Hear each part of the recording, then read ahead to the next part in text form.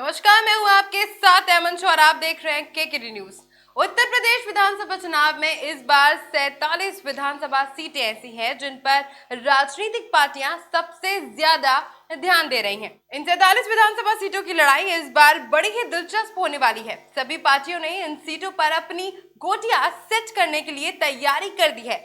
आइए जानते हैं इन विधानसभा सीटों के बारे में इस खास रिपोर्ट में।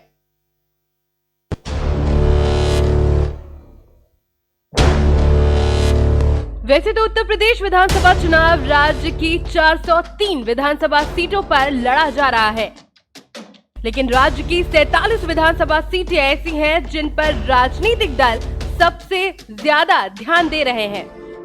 चुनाव आयोग के आंकड़ों के मुताबिक राज्य विधानसभा की कुल 403 सीटों में से 57 सीटें 5000 से कम मतों के अंतर से जीती और हारी, जिनमें से भारतीय जनता पार्टी ने 23 सीटों पर, समाजवादी पार्टी ने 13 और बहुजन समाज पार्टी ने 8 सीटों पर जीत दर्ज की थी, जबकि एक सीट कांग्रेस, अपना दल और राष्ट्रीय लोकदल के खाते में गई थी।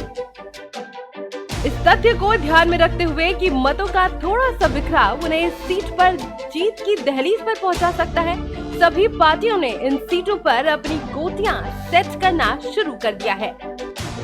राजनीतिक विश्लेषकों का मानना है कि वोटरों का बड़ा अंतर नेताओं की स्वीकार्यता को दर्शाता है, इसलिए राजनीतिक दलों में इन्हीं बातों को ध्यान में रखते हुए अपने उम्मीदवारों का चयन किया है। प्रत्येक सीट पर राजनीतिक दलों द्वारा किए गए आंतरिक सर्वश्रेष्ठों ने उम्मीदवारों को अंतिम रूप देने में महत्वपूर्ण भूमिका निभाई है। भाजपा को विश्वास है कि मौजूदा चुनावों में उनका हिंदुत्व और विकास का मुद्दा न केवल इन सीटों पर बल्कि राजनीतिक रूप से महत्वपूर्ण राज्यों के सभी निर्वाचन क्षेत्रों में अच्छे परिणाम दे सकता है। दूसरी ओर सपा नेता अखिलेश यादव कुछ जातीय आधारित क्षेत्रीय दलों के साथ बने गठबंधन से उत्साहित है और उनका दावा है कि सभी निर्वाचन क्षेत्रों में परिणाम उनके पक्ष में होंगे। सपा पिछड़ी जाति के नेताओं जैसे स्वामी प्रसाद मौर्य, दारा सिंह चौहान और धर्म सिंह सैनी को अपने पक्ष में पाकर उत्साहित है।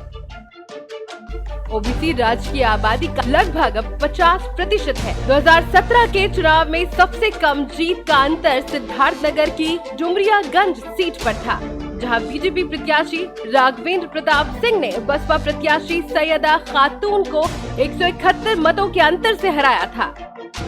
भाजपा के अवतार सिंह भड़ाना, जो कि अब राष्ट्रीय लोकदल में शामिल हो गए हैं, उन्होंने भी अपने निकटतम प्रतिद्वंदी सपा के लियाकत अली को 193 मतों से हराया। इसी तरह बसपा के श्याम सुंदर शर्मा ने मथुरा से अपने प्रतिद्वंदी रालोद उम्मीदवार योगेश चौधरी को 432 मतों से हराया था। 2017 के चुनाव में 3 सीटें ऐसी थीं जहां जीत का अंतर 1000 वोटों से भी कम था। इन सीटों पर गोहना, रामपुर मनिहारन और मुबारकपुर शामिल है।